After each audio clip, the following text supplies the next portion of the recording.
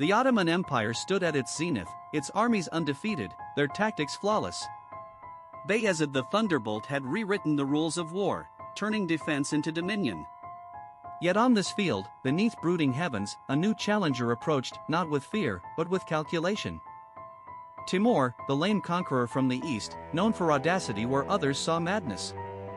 His empire built on speed, surprise, and subterfuge. He did not charge in fury, he moved like a player of chess, each step deliberate, each glance a question posed to fate. Inside Bayezid's command, certainty reigned. The Ottomans had mastered every defensive art. Their flanks shielded, center reinforced, supply lines secured. They believed in their system, a fortress made of discipline and iron will. Across the divide, Timur's mind bent the rules. His generals traced paths in sand, not bound by tradition. Where others fortified, he feigned retreat. Where enemies anchored, he struck fluidly. This was no battle of strength, it was a war of wits.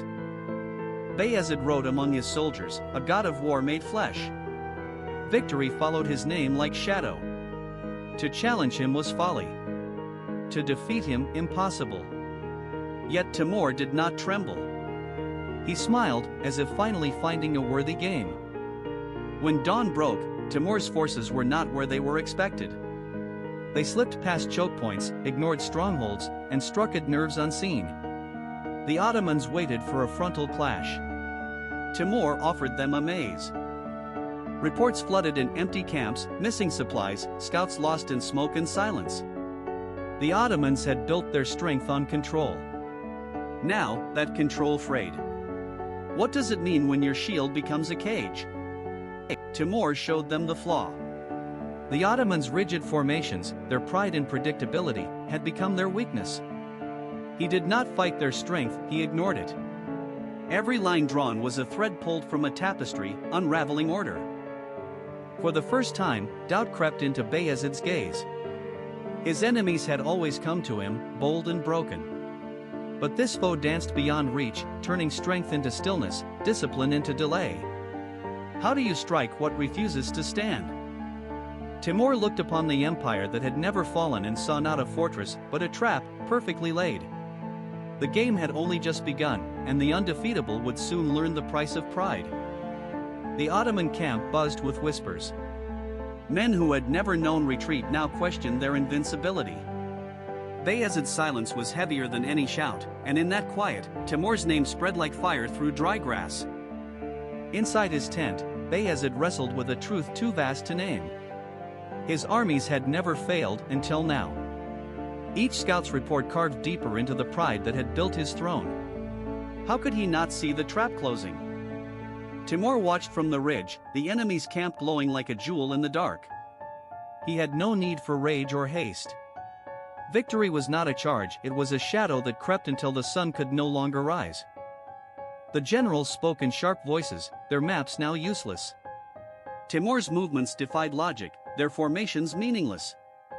One by one, they looked to Bayezid, but their sultan's eyes held no answers, only growing fury. In Timur's camp, there was no panic. Men rested easy, their leaders calm, infecting them all. They had learned to move like water, striking where stone was weakest. Tonight, they dreamed not of battle, but of victory. Bayezid stepped from his tent and walked alone into the night.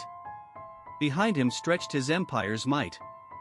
Before him lay only silence and the ghost of a man who refused to fight on his terms. A scout burst through the dark, breathless, and wild-eyed. Timur had moved again, closer, faster, as if the land itself bent to his will. The message was short, but it cracked the stillness like thunder. Timur turned the token in his palm, a relic from his past, a reminder of all he had lost.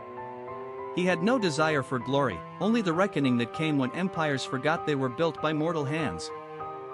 Bayezid tore at his armor, rage and fear twisting his breath. He would not be outwitted by a nomad, not by a man who left no footprint.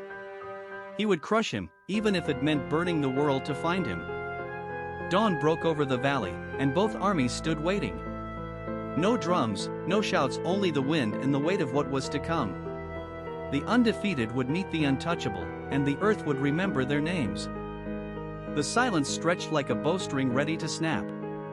Timur sat motionless atop his horse, eyes fixed on the Ottoman line. Bayezid's banner fluttered in the distance, bold and unyielding. Neither side moved. No war cries, no drums. Only the wind carried sound and the weight of what was about to unfold. He thought of the boy he once was, the villages burned, the names lost to ash. Glory meant nothing now.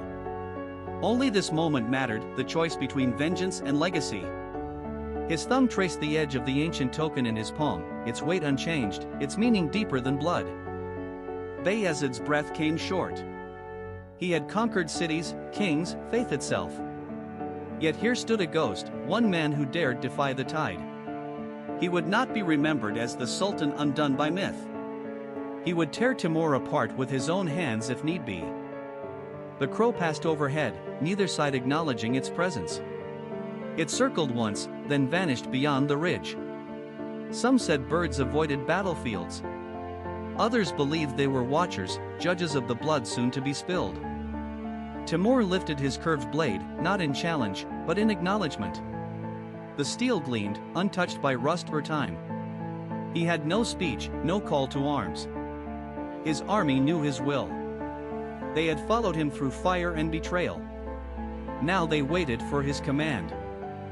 Bayezid's voice cracked the silence like thunder. Words in old tongue echoed across the field. Drums began to beat, slow and deliberate. The Ottomans shifted, shields locking, spears rising. Steel met steel in rhythm, a chorus of preparation. Without a sound, Timur's riders surged forward. No war cry, no horn. Just thunder hooves and the rush of wind. They moved like water breaking stone, inevitable, silent, unstoppable. The earth trembled beneath them, and the sky seemed to lean closer. The Ottoman line erupted. Bayezid rode at the head of his guard, sword raised, voice lost in the clash of metal. His men poured forward like a river breaking its banks. The two forces met in the center, and the world became noise. The field became a storm. Horses screamed, men fell, and the dust swallowed everything. Timur carved a path through the fray, untouched by chaos. His eyes found Bayezid's across the blood-soaked ground. The Sultan turned, and their fates collided. Alone in the eye of war, they fought. Steel rang against steel, each strike echoing with years of conquest and loss. Bayezid's strength faltered, his breath ragged. Timur's blade found its mark, not with rage, but with the weight of history. The Sultan fell, and the world held its breath. Bayezid sank into the mud, his grip loosening on the hilt. The cheers of battle faded into a dull hum. Timur stood over him, breathing hard, eyes heavy with the weight of what had just passed. No words were needed. The moment was final. Timur stepped down from his horse, boots squelching in the churned earth. He moved without haste, as if time itself bowed to his will. Bayezid looked up, defiance flickering in his gaze despite the pain. The conqueror knelt beside the conquered. Timur's face bore the marks of countless campaigns. Scars traced old wounds, and his beard was streaked with dust. Yet his eyes held clarity. He saw not just a rival, but a mirror of ambition brought low by fate's cruel turn. Bayezid's lips parted, but only blood followed. His breath rattled, each inhale a struggle. He wanted to curse, to plead, perhaps to beg for mercy. But the words crumbled before they could form, swallowed by the chaos around them. Without a word, Timur reached for the blade. Bayezid's fingers twitched, unable to resist. The sword came free with a soft rasp. Timur held it aloft, catching the faint light that broke through the dust-choked sky. Around them, the field stretched in ruin. Bodies lay scattered like broken stones. Fires licked at shattered carts and banners torn to shreds. Smoke rose endlessly, blotting out the sun, as if the land itself mourned what had been lost.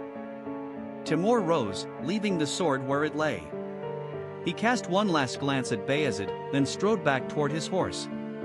Behind him, the Sultan remained motionless, swallowed by the growing silence that followed the storm.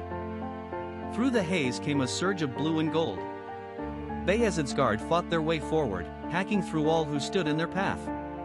Their cries echoed across the field, raw with fear and loyalty, racing against time. Timur climbed into the saddle, his presence commanding immediate attention. He raised his hand, and the tide of war began to ebb. Captains shouted orders, and the surviving ranks reformed under his steady gaze. From high above, the land seemed still. Thousands had fallen, their dreams buried beneath hooves and steel. Two empires had met here, and only one would rise again. The wind moved across the dead, carrying whispers of glory now gone. Bayezid rode alone through the silence, his banner torn and trailing behind him. The cries had faded, the dust settled. He passed the broken ranks of his once proud army, their faces still and pale beneath the darkening sky. Somewhere in the distance, drums echoed. Not of war, but of retreat. Timur dismounted, his boots heavy with the weight of victory. Around him, his emirs bowed low, their armor battered but their spirits unbroken. He looked upon the field and saw not glory, but the price of ambition. One empire had burned so another might rise. Such was the way of the world. The last of Bayezid's guard laid down their swords. Their sultan stood before them, cloak heavy with blood and duty. He spoke no word of mercy or anger, only removed his helmet. In that gesture, they knew their fate was sealed. An empire dies not with a shout, but with silence. The campfires flickered against the night, casting long shadows over the ruins. Prisoners marched in chains while wagons groaned under the weight of gold. Timur's men sang quiet songs of triumph, but their leader sat apart, gazing at the stars. Victory had come, yet the taste was ash. Dawn broke over the field, soft light washing away the smoke and blood. A single hawk soared above the silence, its cry echoing across the land. Two empires had clashed, and one had fallen. Yet from the ashes, a new age would rise. The world would remember this day.